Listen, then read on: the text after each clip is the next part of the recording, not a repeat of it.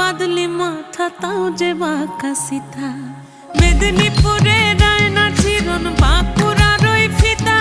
আর যতন করে বাঁধলি মাথা তাও যে বাঁকা সিথা পেছ পাড়িয়া রাজকুমার